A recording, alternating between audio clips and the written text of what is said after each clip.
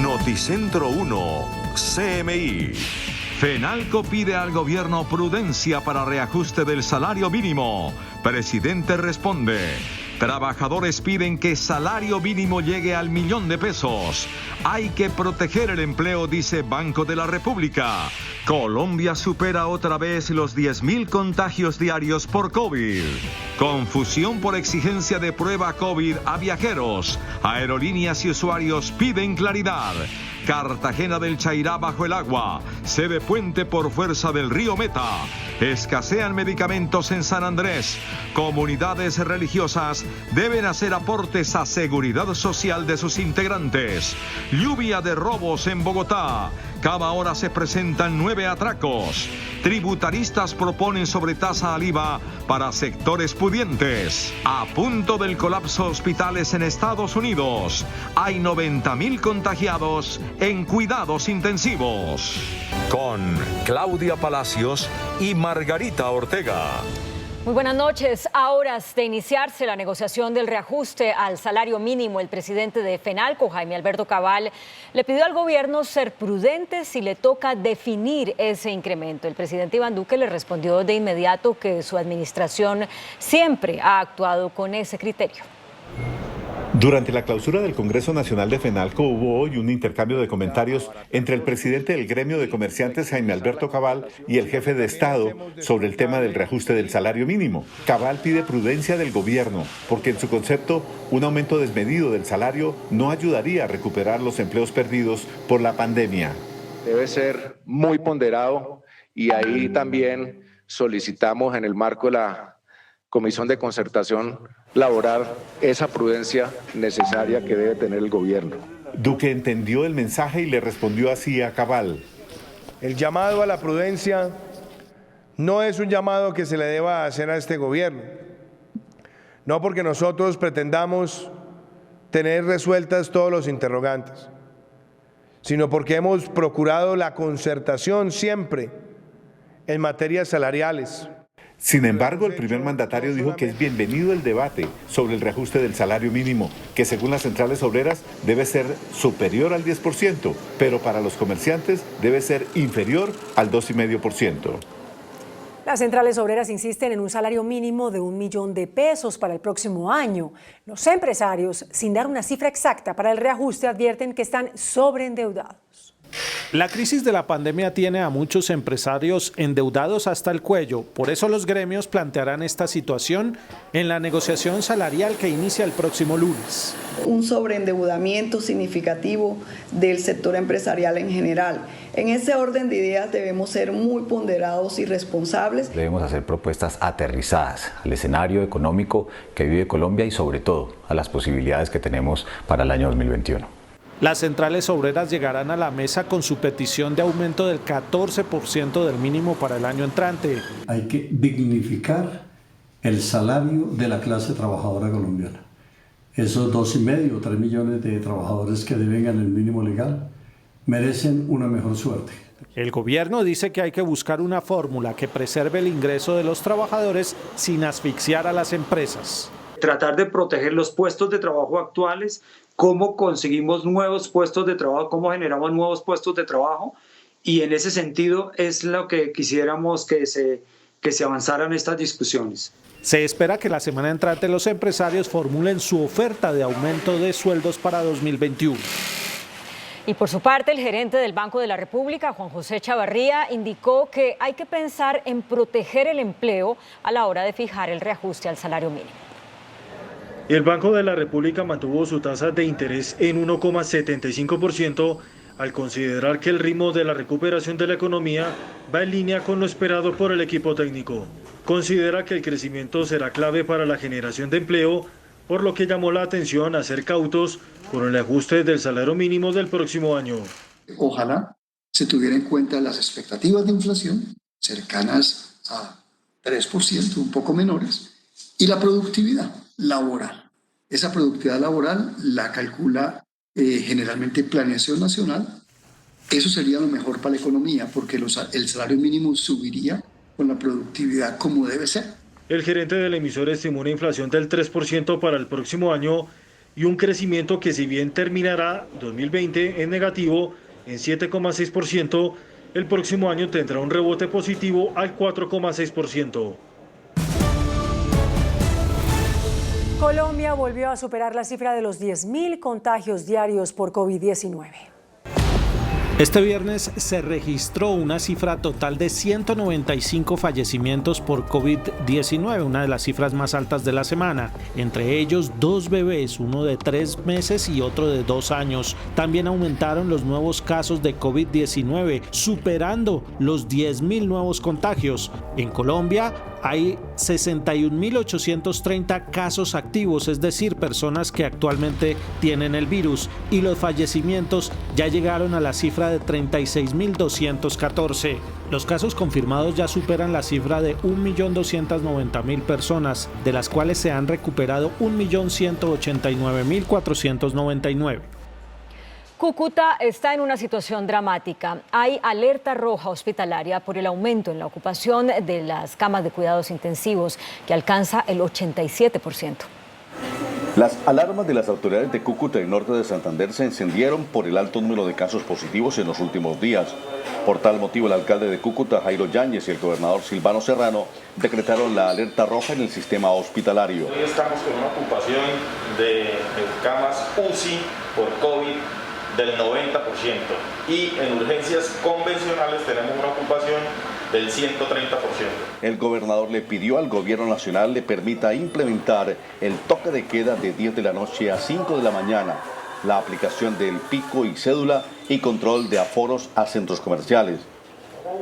En Cali, la situación generada por el aumento de los contagios también preocupa. El alcalde Jorge Iván Ospina prohibió las reuniones de fin de año para frenar la propagación del virus. La tasa de contagio, según las autoridades, superó el promedio nacional y de 508 camas UCI exclusivas para coronavirus, el 63% están ocupadas en Cali. Esto lo hacemos porque hemos venido observando una mayor velocidad de transmisión del virus. De acuerdo con la Secretaría de Salud, la alerta naranja obliga a suspender las cirugías programadas en el departamento y emplear mayores restricciones a las reuniones presenciales. Hemos prohibido cualquier tipo de encuentro ciudadano, sea público, de empresa pública o de empresa privada, en diciembre. A la fecha hay más de 105.000 casos positivos y 3.391 muertes por problemas asociados al COVID-19. Hay confusión sobre cómo debe aplicarse el fallo que ordena reactivar el requisito de presentar pruebas de COVID a los viajeros. Aerolíneas y pasajeros piden claridad. Los viajeros internacionales están confundidos tras la orden de un juez en Colombia al Ministerio de Salud para que restablezca la prueba del COVID-19 negativa como requisito para ingresar al país. La hice por mis propios medios porque me imaginé que la estaban solicitando, pero hoy no me pidieron prueba. Yo la traje para prevenir. La habían eliminado la semana pasada, pero parece que la van a volver a implementar. El silencio del Ministerio de Salud tiene en vilo al transporte aéreo. Es urgente que el Ministerio de Salud nos dé claridad de cuáles son los pasos a seguir. Las aerolíneas necesitan avisarle a los pasajeros, informar de la situación y de los nuevos requerimientos, si es que los hay, de manera que no haya un gran impacto a todos esos viajeros que tienen ya sus planes de viaje para los próximos días llegar a Colombia. Muchos de los viajeros internacionales que llegaron hoy manifestaron preocupación por el hecho de tener que hacer eventualmente una cuarentena de 14 días. Juan Armando Rojas, Noticentro 1 CMI. Hospitalizado por problemas respiratorios debido al contagio con COVID-19, permanece en una clínica de Villavicencio el presidente de la Conferencia Episcopal, Monseñor Óscar Urbina. El también arzobispo de Villavicencio, de 73 años de edad, está en la unidad de cuidados intermedios de una clínica de la capital del Meta, donde es atendido por personal médico especializado. El ministro de Salud, Fernando Ruiz, explicó las razones por las cuales el gobierno asumirá los efectos adversos que puedan generar las vacunas contra el COVID, con lo que se exime de responsabilidad a las farmacéuticas. El ministro de Salud afirmó que por cuenta de la pandemia el país se enfrenta a una disyuntiva a la hora de autorizar las vacunas contra el COVID-19. O esperamos 2 o más años a tener los estudios completos o aceptamos la posibilidad de hacer un uso de emergencia, y por esa razón prácticamente todos los países han adoptado la decisión del uso de emergencia. Un proyecto de ley busca eximir de responsabilidad a los laboratorios frente a los efectos adversos de las vacunas, según el gobierno, por la urgencia que implica la pandemia. El gobierno colombiano, en nuestro caso, asume los efectos adversos de la vacuna. El ministro aseguró que el gobierno no va a comprar vacunas hasta tener reporte de eficacia y aprobación de la Agencia Sanitaria estadounidense. Caquetá enfrenta un recrudecimiento del invierno. Las lluvias provocaron la inundación de 5 poblaciones. La más afectada es Cartagena del Chairá.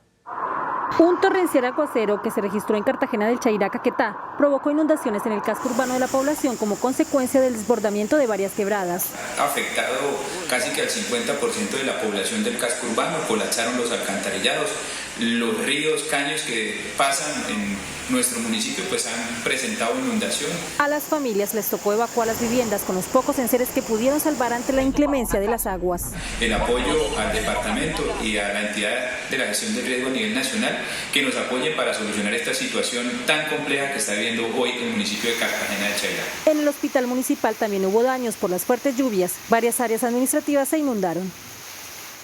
Incomunicada se encuentra parte de los llanos orientales con el centro del país debido al cierre de un puente entre Puerto López y Puerto Gaitán. Cierre total indefinido presenta la vía que une los departamentos de Meta y Bichada por el mal estado del puente sobre el río Yucado, ubicado entre los municipios de Puerto López y Puerto Gaitán. Esta en la estructura se está presentando una fragmentación en su estructura metálica y se soldaron unos tramos ahí del puente. El cierre de la vía perjudica a los campos petroleros de la zona, entre ellos Campos Rubiales. Hablamos de un promedio entre 260 y 300 vehículos, tractocamiones que transitan por este sitio a diario. La preocupación de las autoridades locales es que las dos posibles vías alternas no están en condiciones de transitabilidad. En San Andrés comienzan a escasear los medicamentos al tiempo que llegan las máquinas para procesar los desechos que hay en la isla. Stig Luengas, buenas noches. Detalles de la información.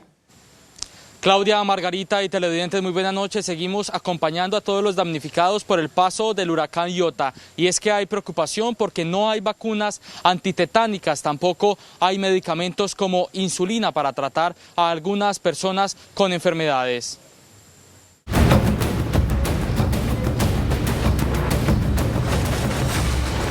San Andrés, Providencia y Santa Catalina sufren un nuevo flagelo. Más que alimentos, ahora lo que necesitan las personas damnificadas son medicamentos que se han escaseado en medio de la crítica situación que viven. Es el caso de este hombre a quien no ha sido posible aplicarle una inyección antitetánica luego de un accidente. Me caí, me lesioné la mano. Entonces no tenía cómo cuidarme y se me inflamó. Como hay tantos escombros y allá muchas de las construcciones son en madera, la gente se chuza con clavos y pues no queremos que haya complicaciones. Otras enfermedades también necesitan ser tratadas de manera urgente en el archipiélago. Estamos necesitando insulina y es una de pronto de los llamados que hacemos. Las principales consultas han sido derivadas o porque la gente se ha golpeado haciendo las labores de limpieza, se cortan, se lastiman, o por pacientes crónicos que al no tener sus medicamentos de suplemento, pues se han descompensado. Y ya llegó al municipio de Providencia la primera máquina trituradora de madera y se esperan otras 3. Tiene que ver con máquinas que van a procesar lo que es el concreto y la madera que quedó luego del paso del huracán Iota. La madera y el concreto que quedó luego del paso del huracán Iota será reutilizado para el beneficio del mismo municipio. Todos los árboles y las palmas que nos quedaron secos y todas las ramas que están secas, triturarlo. Lo que sale de allí es un estilo de compostaje, es un desecho orgánico que lo vamos a usar para la nueva reforestación de la isla. Las carreteras destruidas serán intervenidas y la materia prima principal será el concreto molido. Invías es la encargada de hacerle su respectivo mantenimiento y nosotros como departamento hacemos nuestra parte para mantener a Invías al tanto de las afectaciones o los problemas que se vayan presentando en el sistema vial.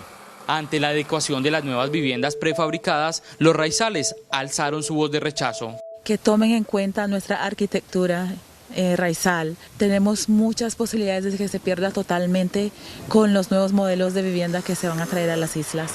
El gobierno nacional avanza en el diálogo constante con los raizales para tomar decisiones conjuntas en beneficio de las islas afectadas.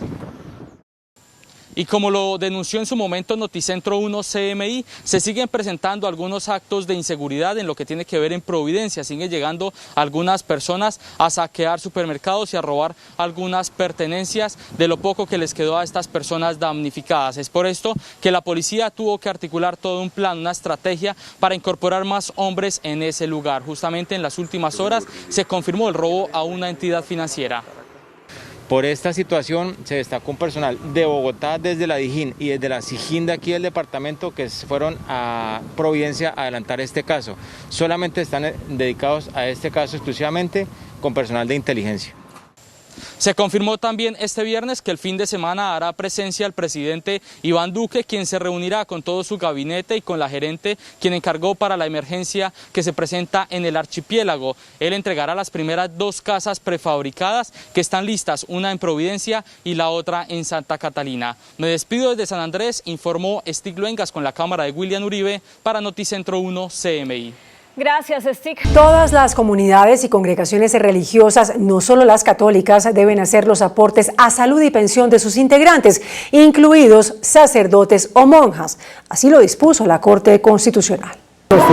Los sacerdotes y monjas y en general los miembros de todas las comunidades religiosas tienen el carácter de trabajadores independientes y como tal sus congregaciones deben hacer aportes para el sistema de seguridad social para salud y pensión. La orden la impartió la Corte Constitucional al concederle una tutela a una monja y profesora que reclamó sus derechos al hacer parte de las Hermanas Betlemitas. Los miembros de las comunidades y congregaciones religiosas tienen el carácter de trabajadores independientes, por lo que es deber de aquellas cotizar al sistema de seguridad social integral. El fallo, con ponencia del magistrado Alberto Rojas Ríos, precisa que aunque las comunidades hablen del voto de obediencia y de pobreza, resulta necesario hacer los aportes de ley para proteger a sus miembros cuando lleguen a la vejez. El ministro de Defensa, Carlos Holmes Trujillo, respaldó al director de la policía y lo ratificó en el cargo mientras se resuelve el juicio en su contra por supuestas irregularidades en contratación. También anunció protección para el inspector de la institución, general William Salamanca. Después de la inspección de la Procuraduría en la dirección de la policía para establecer si se han eliminado pruebas del caso contra el general Óscar Ateortúa, el ministro de Defensa ratificó su respaldo al oficial. Es un gran director de la policía, está generando un ambiente operacional muy importante, como lo estamos informando, y el general Ateortúa, como todos los colombianos, tiene derecho a la presunción de inocencia. El general Ateortúa asegura que en la inspección la Procuraduría no encontró nada que lo comprometa. El sistema no puede ser manipulado, no puede borrarse un solo dato, no tiene la forma técnicamente nadie de hacerlo porque el sistema no lo permite. El ministro también dijo que respalda al inspector de la policía para que continúe investigando sobre la supuesta corrupción en la cúpula de la institución. Las fuerzas militares reportaron un bombardeo contra el Frente 18 de las disidencias en Ituango, Antioquia. El bombardeo fue dirigido contra el campamento principal de la disidencia del Frente 18, señalado de instalar explosivos, reclutamiento de menores y desplazamiento forzado.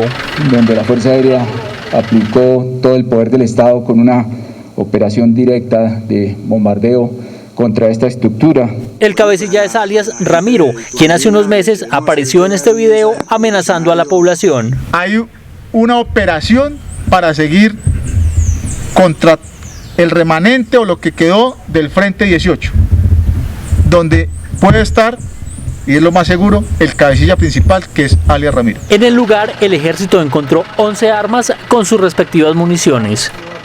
Un estudio académico que será entregado a la Comisión de la Verdad revela que los grupos paramilitares son responsables de al menos 100 masacres y 57.000 asesinatos ocurridos entre los años 80 y comienzos del año 2000.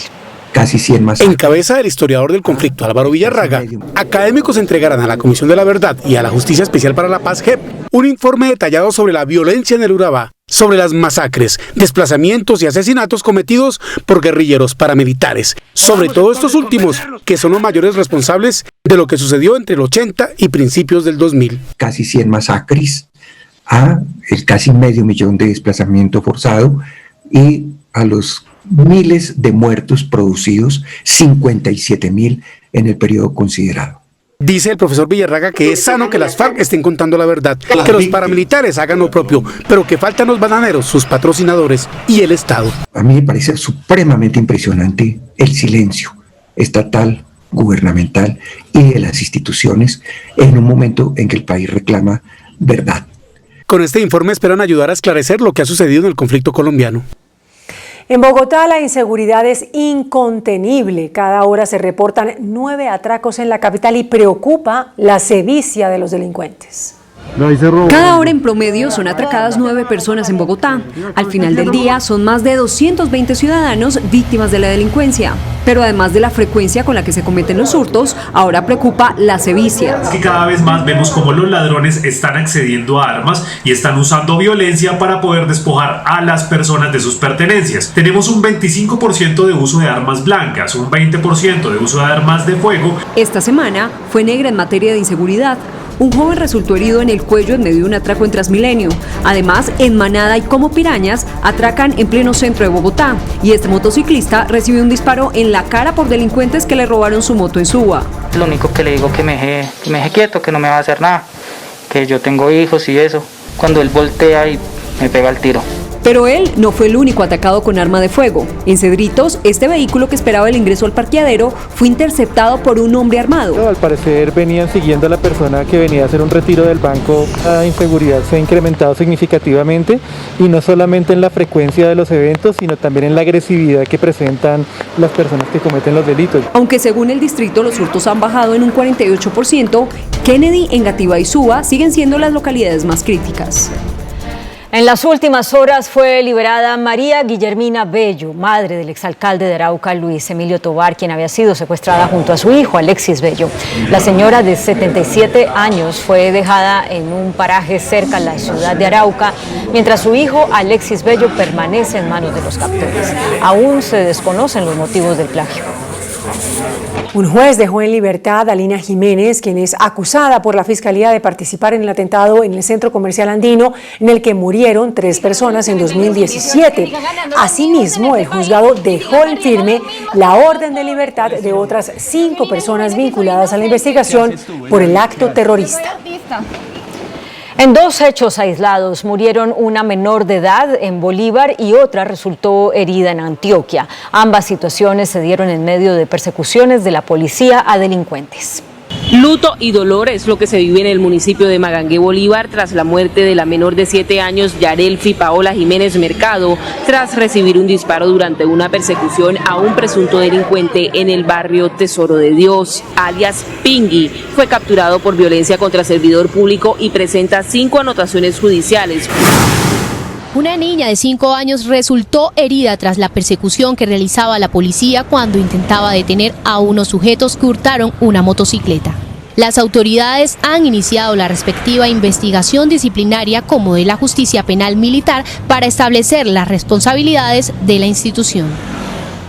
El presidente Iván Duque calificó de mafioso y narcoterrorista alias Jesús Santrich y rechazó la defensa que se hizo en un debate del ahora disidente de las FARC.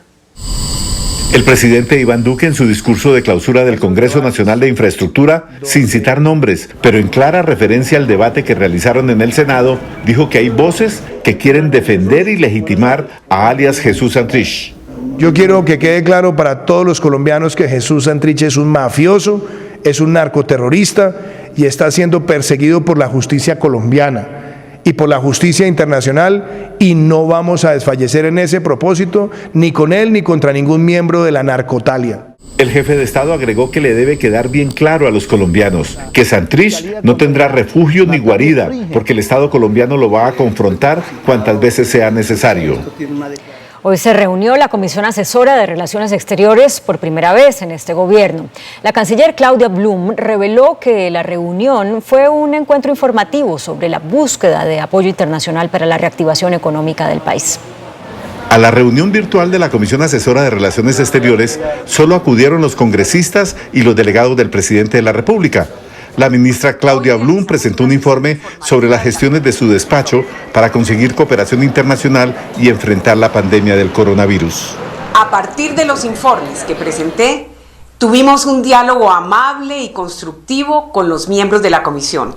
Los participantes en la reunión realizaron aportes y algunas propuestas que fueron recibidas para su análisis y consideración.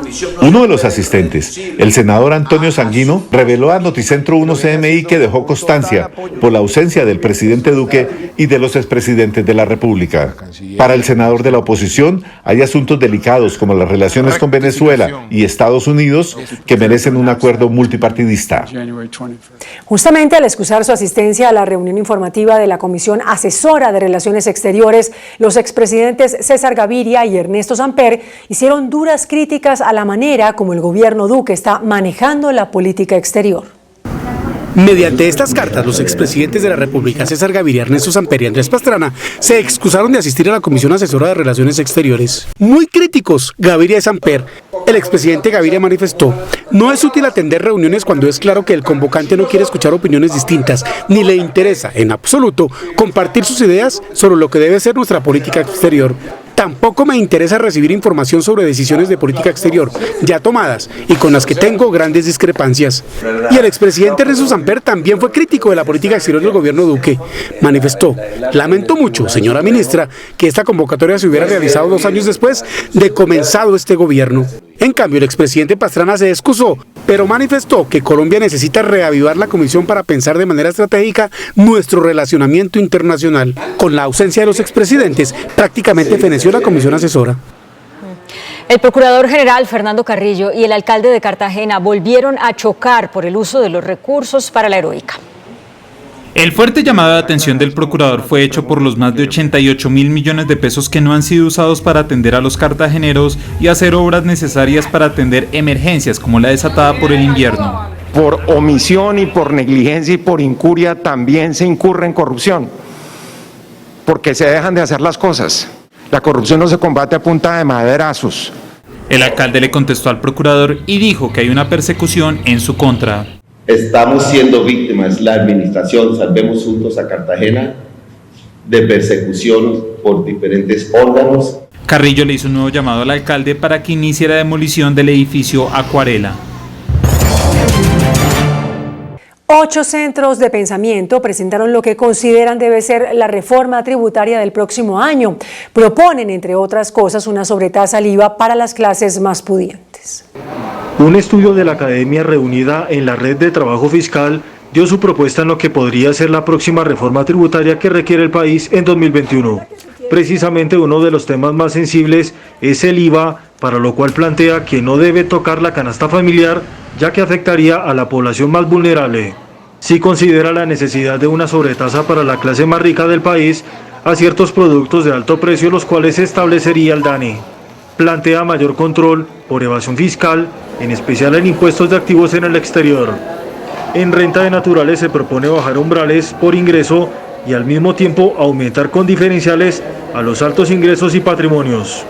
Se insiste en gravar las bebidas azucaradas y nuevos impuestos para la economía digital o plataformas, al igual que la posesión de tierra, sobre todo si hay acumulación de predios. Hasta el 28 de febrero quedó extendido el plazo para el retiro de cesantías por pérdida de empleo y disminución de ingresos. Con la decisión del gobierno sobre la emergencia sanitaria, se extiende hasta el 28 de febrero la medida que permite a trabajadores hacer uso de sus cesantías si pierden su trabajo o se reducen sus ingresos. Las administradoras serán flexibles y se podrá hacer la solicitud de manera virtual. Los retiros de cesantías por disminución de ingresos siguen vigentes. Se pueden realizar en cualquiera de nuestros canales digitales o en las oficinas de Porvenir. A la fecha, más de 182.000 colombianos han podido retirar sus cesantías por más de 177.000 millones de pesos. Este tipo de retiros se han efectuado sin ningún tipo de comisión y el 90% ha sido a través de nuestros canales digitales. Esto en aras de garantizar la salud de nuestros clientes. El retiro total de cesantías por afectación laboral suma 1.8 billones de pesos. Una encuesta realizada en 5 ciudades revela la preferencia de los usuarios por el transporte individual en carros particulares a través de plataformas. Las plataformas de transporte individual en vehículos particulares contrataron un estudio según el cual la mayoría de los usuarios prefiere movilizarse a través de este servicio. El 92% respondió que quiere que las aplicaciones de movilidad se queden en el país, que presten un servicio eficiente. Se han conectado más de 1.5 millones de usuarios en Colombia, que entienden muy bien cómo estas aplicaciones brindan eficiencia, seguridad, accesibilidad en la movilidad y cómo complementan otros sistemas de movilidad que hay en nuestro ecosistema a través de la tecnología. El sector pide celeridad en la aprobación de una ley que reglamente su uso. La presidenta del Fondo Nacional del Ahorro, María Cristina Londoño, anunció un plan de alivios para los afiliados a la entidad que resulten afectados por las lluvias. Se trata de un plan de acción para apoyar a los usuarios del fondo que se han visto afectados por el invierno. Las ayudas van tanto para pérdida completa o parcial de la vivienda. Para pérdida parcial les damos un alivio, un periodo de gracia. Entonces, mientras están tramitando todos sus arreglos o su seguro, puede ser de 2 meses, de 3 meses o de 4 meses, inclusive podemos llegar hasta 6 meses de periodo de gracia, y ese periodo de gracia se les financia a 60 meses. Para deudores también habrá acompañamiento a través de un plan de refinanciación. La entidad realiza un inventario para llegar al mayor número de clientes. Parece ser inminente un incremento en la tarifa de Transmilenio para el próximo año en Bogotá. Se estudian varios escenarios, entre ellos un alza de 100 pesos a partir de febrero. Aún la decisión no está tomada. ¿Qué pasará con la tarifa de Transmilenio el próximo año? El distrito está en una encrucijada. Por un lado, el sistema atraviesa una difícil situación financiera y por el otro, el bolsillo de los usuarios no aguanta un incremento más. Lo cierto es que en el Fondo de Estabilización Financiera, de donde sale la plata para cubrir la operación, se redujo el presupuesto de 1.5 billones a 1.2 billones de pesos. Pero el hueco en Transmilenio este año será mayor, por lo que de algún lado tendrá que salir la plata. Implicará seguramente una alza de tarifas para los usuarios. El distrito está considerando varios escenarios. Uno de ellos es el aumento de 100 pesos que se aplicaría a partir del mes de febrero. No obstante, el secretario de Movilidad dice que tendrán en cuenta la situación económica de los bogotanos. A todas las personas que están en condición de vulnerabilidad. En el Consejo están proponiendo congelar la tarifa. El presidente Iván Duque anunció una capitalización de Satena, la empresa aérea comercial del Estado. La aerolínea recibirá una inyección de capital de 40.000 millones de pesos.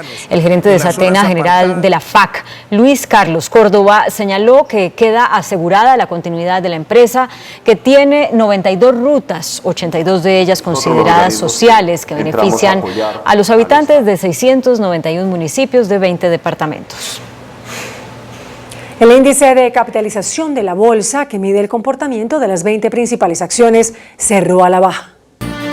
El índice de capitalización de la Bolsa de Valores de Colombia bajó 0,10% a 1.261 puntos. La acción de preferencial Corfi colombiana fue la que más subió, con una valorización de 1,80% a 23.790 pesos.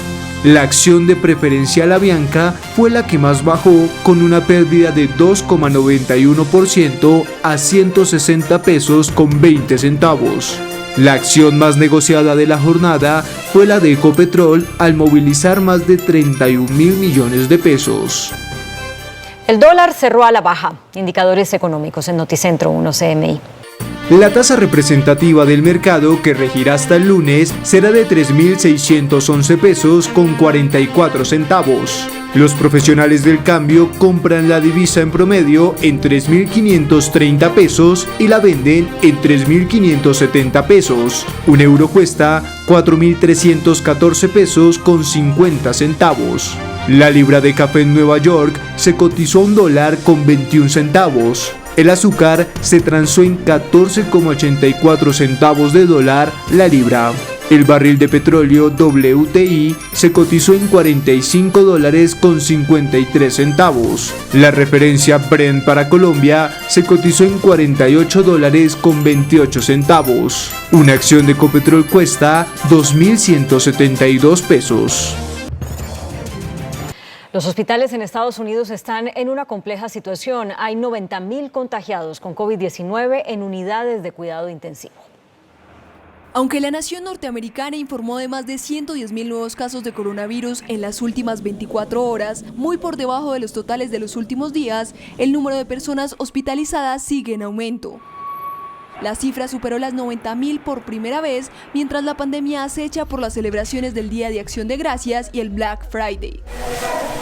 Esta cifra cumplió récord por 17º día consecutivo y alertó a los expertos, por lo que los Centros para el Control y la Prevención de Enfermedades advirtieron que las personas deberían quedarse en sus casas para ayudar a detener la propagación del COVID-19. Los CDC hicieron además el terrible pronóstico de que 60.000 personas podrían fallecer en las próximas 3 semanas, basándose en los números de los últimos 7 días. Esto se sumaría a las 270.000 ya fallecidas en lo que va de la pandemia. Y en Estados Unidos, el coronavirus produjo una reducción en las aglomeraciones que normalmente se presentaban en las tiendas para aprovechar los descuentos ofrecidos durante la jornada del Black Friday.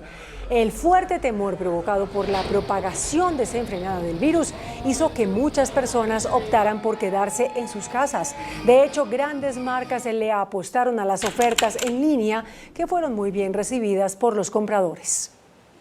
El presidente de Brasil, Jair Bolsonaro, dijo que no se vacunará contra el COVID-19. Su argumento es que está en su derecho de decir que no. El mandatario, quien ya ha realizado declaraciones antes expresando su escepticismo sobre los programas de vacunación contra el COVID, indicó también que es poco probable que el Congreso obligue a los brasileños a vacunarse. El gobierno chino pretende una vez más silenciar a los médicos que estuvieron al frente del brote de COVID-19 en Wuhan. Les prohibieron informar sobre el manejo inicial que las autoridades sanitarias dieron al contagio. En caso de violar la norma, podrían ser castigados con la pena de muerte. El gobierno de Perú prorrogó el estado de emergencia sanitaria por 90 días más. A partir del 7 de diciembre, los peruanos tendrán que estar bajo esta medida para contener el rápido avance del COVID. Un científico iraní señalado como cabeza del plan de armas nucleares de Irán fue ejecutado cerca de Teherán. El hombre cayó abatido en un ataque con explosivos y ametralladoras cuando se trasladaba en un carro particular. Irán afirmó que tomará acciones de represalia contra el asesinato. El investigador británico Ken Dark aseguró haber encontrado la casa en la que vivió Jesús cuando era niño. Se trata de una vivienda construida en una cueva sobre la que hasta hace unas décadas funcionó un convento de las Hermanas de Nazaret. El arqueólogo lleva 14 años estudiando estas ruinas que datan del siglo I.